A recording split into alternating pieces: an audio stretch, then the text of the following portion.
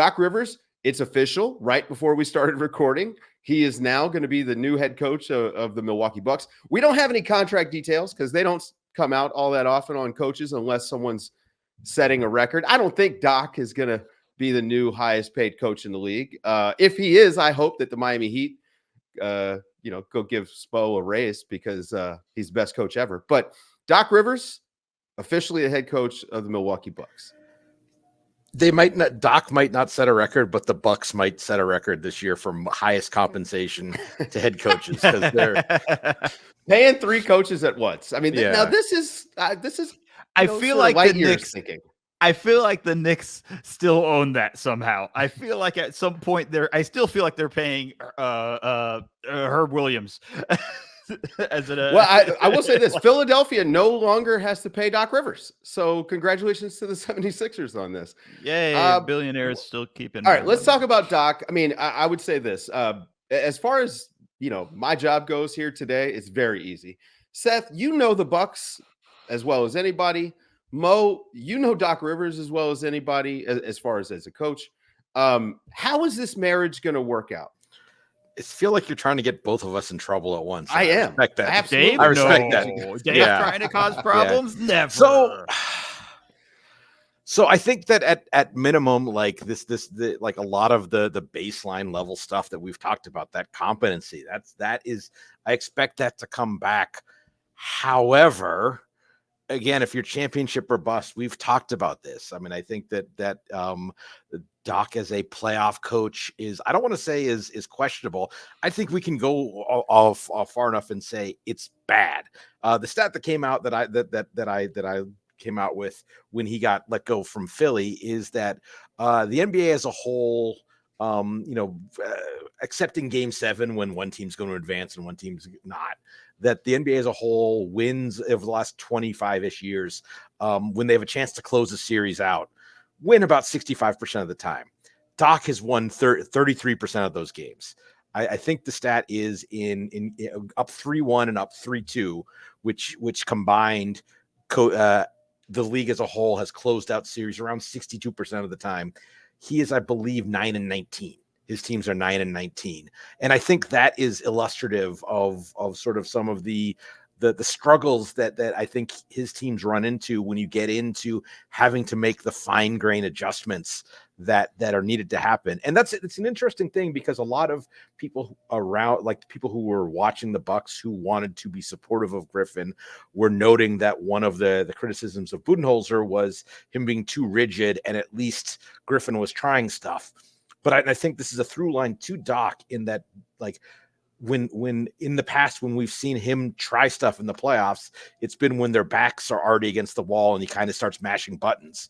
And that was a lot of like Griffin's adjustments were sort of the same. It's, you think about, to use another sport analogy, since I'm at a football conference right now, is scripting plays to start a game. It's you're trying to score and stuff like that, but you're also putting a number of different things out there to see how the opposition reacts to that.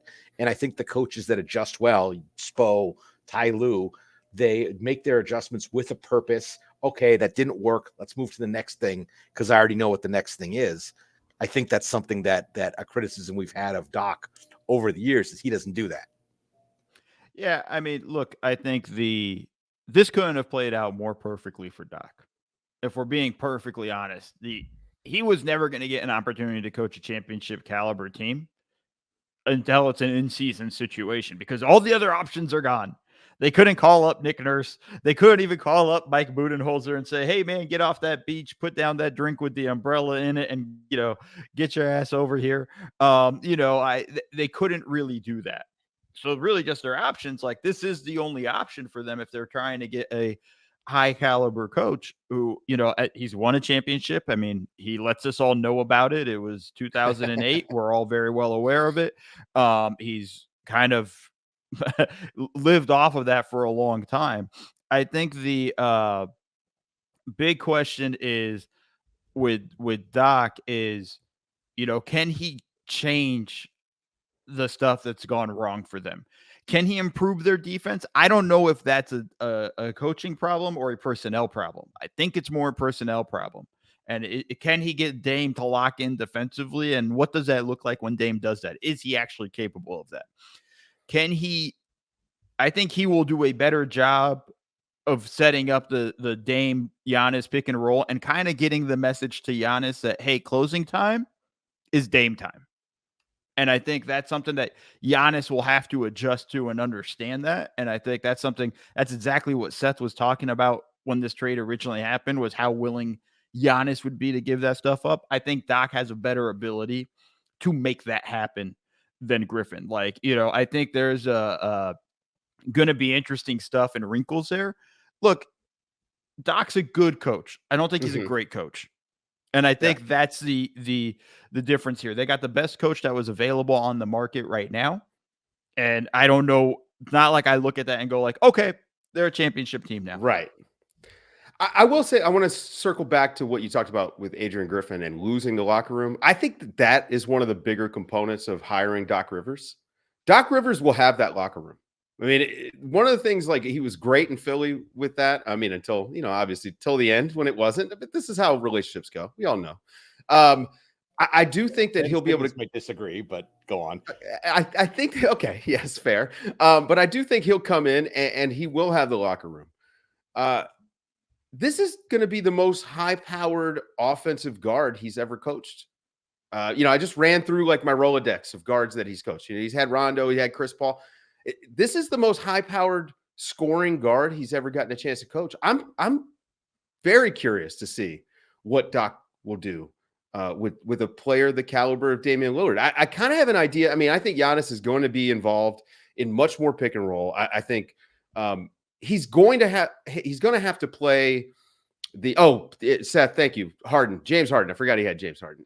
Okay. Well, Damian Lillard. Okay. You're right. I think forgot. I Yeah. But yeah. It was Harden. Yeah. But I'd go down that level.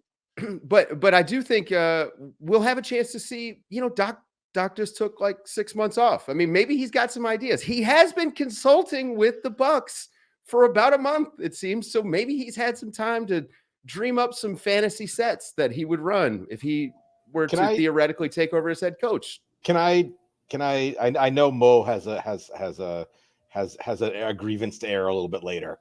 I have a grievance to air here, and we're all big boys and girls. I'm sick of having my intelligence insulted by the very stage managed reporting of there hasn't been any, like, this isn't beanbag. This is pro sports. Right. Of course that they knew who they were going to hire. They've been working on that and this is not me reporting. This is just like, this is how it works. Welcome to Earth. Don't do this. Yeah. NBA teams do not do this stuff for the most part on a whim. They know what's coming next. And it's just like plausible deniability that, like, because of like the sort of the unwritten rule that you don't try for another coach's job or whatever. Like, bullshit. We're trying to win a title here. And so, of course, the ridiculous song and dance about was there or wasn't there an agreement already? Like, okay, there might not have been a piece of paper signed, but come on, let's be adults here. And like, you're not making this move without the next thing in place. Dude, it was within 2 minutes, his name coming up once Griffin was fired. Like, I don't even think everybody got the news Griffin was fired when they started to hear that Doc was the leading candidate for the job.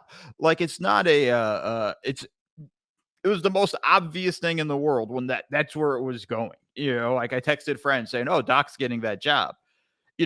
Once CNN confirmed the report, I'm going to keep harping on that. CNN Sports. Once CNN Sports hit it, they sent me a text message. Mo, you called it. I said, I didn't call it. It was obvious. It was right there in front of us. Like, it's not I didn't know he was consulting, but like, just the pure fact that the report came back so quickly and there were no other names mentioned. Like, yeah. And it made sense. He was the only real option in that stuff, in the way this all goes and the way that kind of plays out. So it wasn't a surprise by any stretch of the imagination. And yeah, you're not going to stretch this thing out. You're not in this situation. You need to win games now. You're trying to get the 1 seed. I don't know if that's too far gone at this point for them in the standings, but you sure as hell don't want to drop to third, or even fourth, because Cleveland's coming up. But like, you don't want to stretch this out. But now the other thing is, and this is what's going to be really interesting, I'm very curious to see what Doc does with the staff. How many guys does he keep? Does he? Well, he's got to keep Joe Prunty. You guys know how I feel about this. Well, Joe I mean, Prunty, by the way, Dave was will storm the interim coach for a castle. day. That's Dave right. will We need storm to the keep castle. Joe Prunty. I bet he coaches tonight, Dave, when they play Cleveland. I bet he coaches even their next game. I think Doc still needs to kind of get all his stuff together. The weather here isn't that great in LA, so I don't know if he's going to be able to go golfing today one last time. But I think the opportunity is like he's going to start building his staff. So there is going to be changes there. It is going to be a bit of a transition. Like guys are going to have to adjust. It's going to be a whole different deal of him kind of figuring out his staff, who he's bringing in and whatnot. And, I also hope Austin Rivers gets dressed and ready to go. I imagine, he might get a call. Please sign him. I mean, their backup point guard situation, like no, they need him. Actually, they could use Austin Rivers. They could use him. Although I gotta say, I'm trying not to be a dick, but they could use Austin him on TV the other day. He's pretty good. I don't mind Austin Rivers on TV. Pretty good. Seth, you got one more point before we put a bow on this? No, this is. I mean, the whole thing is like the coaching equivalent of a free agent signing at 12:01 at the wow, they negotiated that fast. Like, yeah, this is the kabuki of this. Just like it's so transparent and it annoys me. And I hate that we pretend to play this game. Big part of our job, and not to let you guys see the wizard or anything, but a big part of our job is pretending like we didn't know something was happening for a couple of weeks. Why were we all so prepared for Pascal Siakam to? For him to go to Indiana. It's because we've been talking about it for 6 months. Like all of this stuff is, it's a steamroller coming at half a mile an hour that we're watching just come down the road. I mean, like this is like when Rudy Gobert and Donovan Mitchell were in Utah, and about 75% of my job was pretending that they had a chance to win a title. It's more fun if I pretend.